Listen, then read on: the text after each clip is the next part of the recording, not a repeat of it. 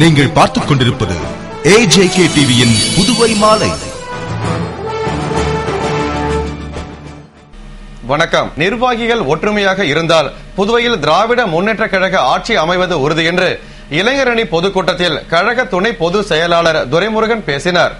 புதுவை மாநில திராவிட முன்னேற்ற கழக இளைஞரணி சார்பில் ஸ்டாலின் மணிவிழா, இளைஞர் எழுச்சி நாள் திட்ட உதவிகள் மற்றும் 60 பசுகன்றுகள் வழங்கும் விழா, பொதுக்கூட்டம் போன்றவை பெரியார் திடலில் முன்னாள் இளைஞரணி அமைப்பாளர் சிவா தலைமையில் தலைமை செயற்குழு உறுப்பினர் திருநாவுக்கரசு, துணை அமைப்பாளர் ராஜாராமன், இளைஞரணி அமைப்பாளர் முகமது யூனஸ், முன்னாள் நகரமன்ற துணைத் தலைவர் ஜான்குமார், பொதுக்குழு உறுப்பினர்கள் தைரியநாதன், கோபால் உள்ளிட்ட நிர்வாகிகள் முன்னிலையில் நடைபெற்றது.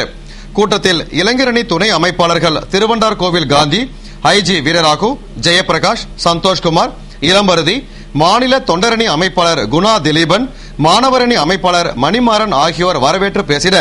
சிறப்பு அழைப்பாளர்களாக மாநில அமைப்பாளர் MAS சுப்பிரமணியன், முன்னாள் முதல்வர் ஜானகிராமன், அவைத்தலைவர் சுப்பராயன், துணை அவைத்தலைவர் சீதா வேதநாயகம், துணை அமைப்பாளர் SP சிவகுமார், பொருளாளர் அனிபால் கென்னடி, முன்னாள் சட்டமன்ற உறுப்பினர் சோமசுந்தரம், சட்டமன்ற உறுப்பினர் நந்தா சரவணன் ஆகியோர் பங்கேற்று சிறப்புரையாற்றிய விழாவில் கழக துணை பொதுச் செயலாளர் துரைமுருகன் சிறப்பு விருந்தினராக பங்கேற்று 60 பசுங்கன்றுகளை வழங்கி பேசுகையில், புதுவை மாநிலம் அரசியல் நாகரிகத்தில் பலமாக ஊறிய மண். 30 சட்டமன்ற உறுப்பினர்களை கொண்ட புதுவை சட்டசபையை ஒற்றுமை என்ற ஒரே மையை பயன்படுத்தினால் நம்மால் கைப்பற்ற முடியும், ஆட்சியை மாற்ற முடியும். எனவே ஒற்றுமையாக செயல்பட நிர்வாகிகள் இப்போதே உறுதிமொழி ஏற்று எங்களை வெல்ல யாருக்கு தகுதியுண்டு என்ற உறுதியேற்று ஒற்றுமையாக செயல்பட்டால் புதுவையில் யார் தடுத்தாலும் திமுக ஆட்சிக்கு வரும் என்பதை ஆணித்தரமாக கூறுகிறேன் என்றார். மேலும் இந்த ஆண்டு இறுதியிலோ அல்லது அடுத்த ஆண்டு மத்தியிலோ பாராளுமன்ற தேர்தல் வரலாம். அதில் தமிழகத்துடன் புதுவையையும் சேர்த்து 40க்கு 40 என அனைத்து தொகுதிகளிலும் திமுக கூட்டணி வெற்றி பெறும் என்று பேசினார். இந்த நிகழ்ச்சியோடு ஒட்டிட்டு பேசிய நண்பர்கள், அடுத்து புதுவை மாநிலத்தில் கழக ஆட்சிதான் அமைய வேண்டும், இப்போது இருக்கிற ஆட்சி அது ஒரு மாதிரியானது என்றெல்லாம் தெரிவித்தார்கள். அது ஒன்றும் பெரிய காரியம் அல்ல. நான் இந்த புதுவை மாநிலத்தை நீண்ட நாட்களாக அறிவேன். தமிழ்நாட்டிலே மற்ற இடங்களில் எப்படியோ புதுவை மண்ணில் தனித்து நின்றாலே திராவிட முன்னேற்ற கழகம் வெற்றி பெறக்கூடிய வாய்ப்பு உண்டு. ஆகையினால் அது சுலபமாக பெறுவதற்கு காரண செலவில்லாமல் ஒரு வழியை சொல்லியிருக்கிறேன். என்னுடைய நண்பர்கள் அதை ஏற்றுக்கொள்வார்கள். நிறைவில் இளைஞரணி முன்னாள் துணை அமைப்பாளர் அலெக்சாண்டர் நன்றி கூறினார். புதுவையில் திட்டங்களை செயல்படுத்தும் திறமையான ஆட்சியை திமுகவால் தான் கொடுக்க முடியும் என்று கழக மாநில அமைப்பாளர் MAS சுப்பிரமணியன் தெரிவித்துள்ளார்.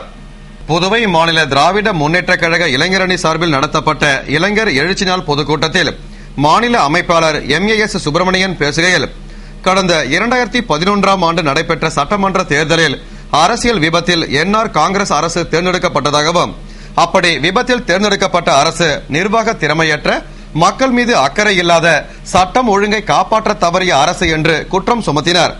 ஆட்சி அளிக்கப்படுவது அதிகாரத்தை காண்பிக்கவோ அல்லது விழா கொண்டாடவோ அல்ல என்றும், மக்களுக்கான திட்டங்களை செயல்படுத்தத்தான் மக்கள் ஆட்சி ஒப்படைப்பதாகவும் தெரிவித்த அவர், அவ்வாறு மக்களுக்கான திட்டங்களை செயல்படுத்தும் திறமையான ஆட்சியை திமுகவால் தான் கொடுக்க முடியும் என்றும், எனவே அனைத்து கழக உறுப்பினர்களும் ஒருங்கிணைந்து ஒற்றுமையாக அயராது உழைத்தால் எதிர்காலத்தில் புதுவையில் திராவிட முன்னேற்ற கழகம் ஆட்சியை பிடிக்கும் என்று நம்பிக்கை தெரிவித்தார். தொடர்ந்து முன்னாள் இளைஞரணி அமைப்பாளர் சிவா பேசுகையில், புதுவை மாநில திமுகவில் தற்பொழுது ஒரு சட்டமன்ற உறுப்பினர் இருந்தாலும் தற்பொழுது மக்கள் மனதில் மாற்றம் ஏற்பட்டுள்ளதால் எதிர்காலத்தில் திமுக தலைமையில் நல்ல ஆட்சி அமையும் என்றார். ரங்கசாமி மீதுள்ள இரக்கத்தின் காரணமாகவே மக்கள் அவருக்கு வாக்குகளை அள்ளி கொடுத்துள்ளதாகவும், ஆனால் தற்பொழுது எந்த நலத்திட்டங்களையும் தேர்தல் அறிக்கைகளையும் செயல்படுத்தாத NR காங்கிரஸ் அரசு மீது மக்கள் நம்பிக்கையை இழந்து விட்டதாகவும், இதனை மாற்றவே 10 கோடி செலவு செய்து மாநாடு நடத்திய முதல்வர் மத்திய அரசு மீது குறை கூறி உள்ளதாகவும், தனக்கு வேண்டிய தலைமை செயலரை மாற்றியதற்காக டெல்லி சென்ற முதல்வர் எத்தனை முறை மக்கள் பிரச்சினைக்காகவும் நிதி கேட்டும் மத்திய அரசை அணுகியிருப்பார் என கேள்வி எழுப்பினார். அரசு ஊழியர்களுக்கு சம்பளம் போட முடியாத சூழ்நிலையில் ஊழியர்களின் குடும்பங்கள் பட்டினியால் வாடுவதாகவும், முதியோர்களின் ஓய்வூதியத்தை வங்கி மூலம் வழங்கினால் 100 கோடி கடன் கிடைக்கும் என்பதற்காகவே முதியோர்களை அரசு அலைகழிப்பதாகவும் தன் தொகுதியை சேர்ந்த மேலும் ஆயிரக்கணக்கானோருக்கு சுதந்திரமாக பணியில் அமர்த்தவே முதல்வர் மாநில அந்தஸ்து கேட்பதாகவும் குற்றம் சுமத்தினார்.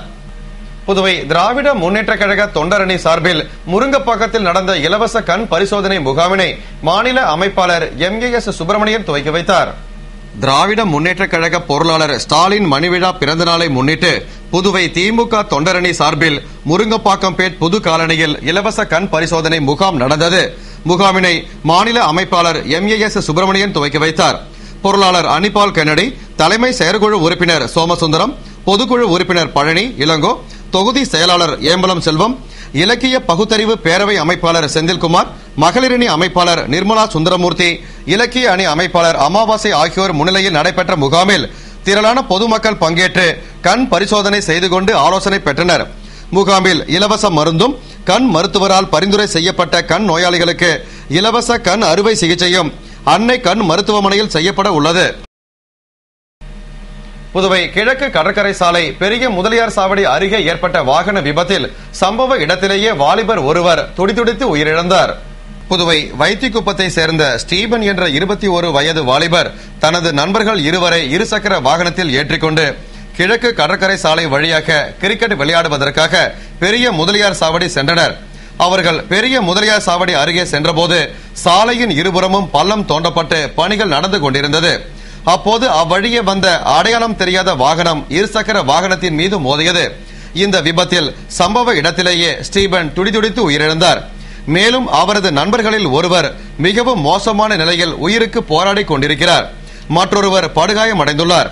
இத்தகவல் அறிந்த போலீசார் சம்பவ இடத்திற்கு விரைந்து சென்று காயமடைந்தவர்களை சிகிச்சைக்காக அரசு மருத்துவமனைக்கு அனுப்பி வைத்தனர்.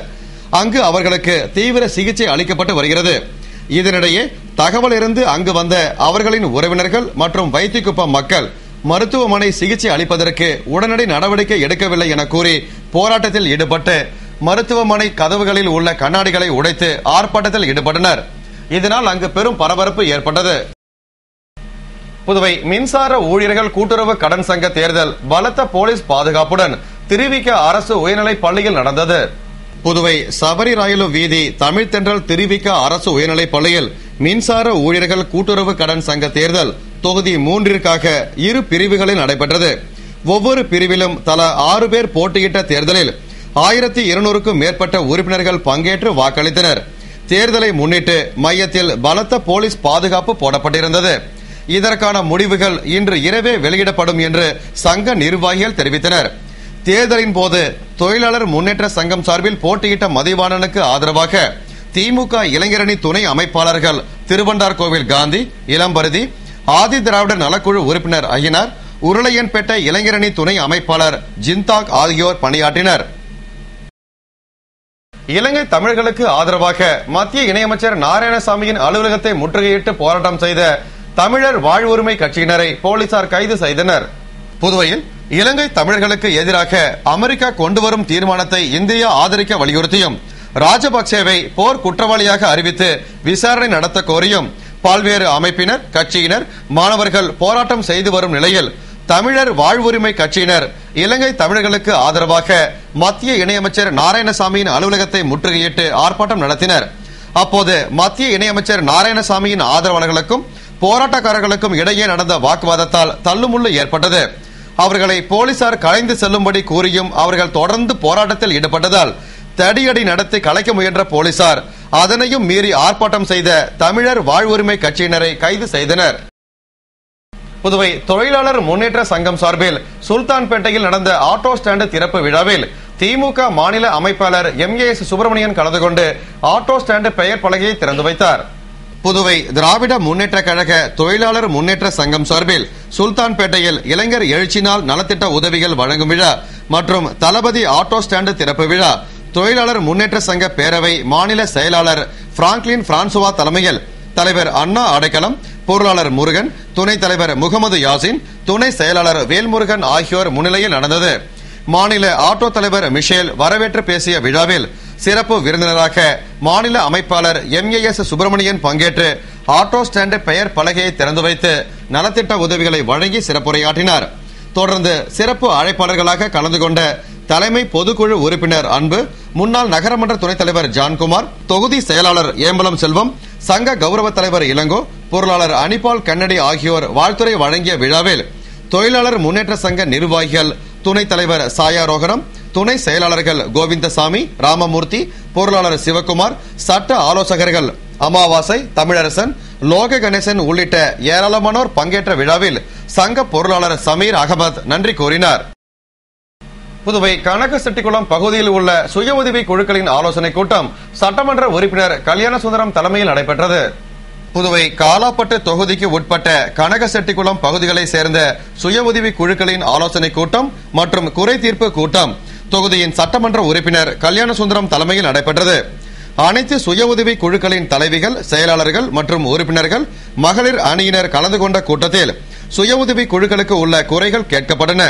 மேலும் சுய உதவி குழுக்கள் மூலம் உறுப்பினர்களின் குடும்பங்கள் முன்னேற்றத்திற்கு தேவைப்படும் உதவிகள் குறித்தும் குழுக்களின் எதிர்கால செயல்பாடுகள் குறித்தும் ஆலோசிக்கப்பட்டது. தொகுதி என்ஆர் காங்கிரஸ் பிரமுகர்கள் பலர் கூட்டத்தில் கலந்து கொண்டனர். புதுவை நோனாங்குப்பம் ஸ்ரீ அங்காள பரமேஸ்வரி கோவிலின் மயான கொள்ளை விழாவில் முன்னாள் சட்டமன்ற உறுப்பினர் அனந்தராமன் பங்கேற்று சுவாமி தரிசனம் செய்தார். புதுவை நோனாங்குப்பத்தில் அமைந்துள்ள ஸ்ரீ அங்காள பரமேஸ்வரி அம்மன் கோவிலின் 46ஆம் ஆண்டு மயான கொள்ளை விழா வெகு சிறப்பாக நடைபெற்றது. இதனை முன்னிட்டு ஊர் பொதுமக்கள் காலை முதலே நோனாங்குப்பம் மயானத்தில் தங்களது மூதாதையர் தகனம் செய்த இடத்தை சுத்தம் செய்து படையலிட்டு வழிபாடு செய்தனர். தொடர்ந்து மாலை அலங்கரிக்கப்பட்ட தேரில் ஸ்ரீ அங்காள பரமேஸ்வரி அம்மன் மயானத்தில் காட்சியளிக்க மயான கொள்ளை விழா வெகு சிறப்பாக நடைபெற்றது. ஏராளமான பக்தர்கள் கலந்து கொண்ட விழாவில் முன்னாள் சட்டமன்ற உறுப்பினர் அனந்தராமன் கலந்து கொண்டு சுவாமி தரிசனம் செய்தார். இத்துடன் செய்திகள் நிறைவடைந்தன. வணக்கம்.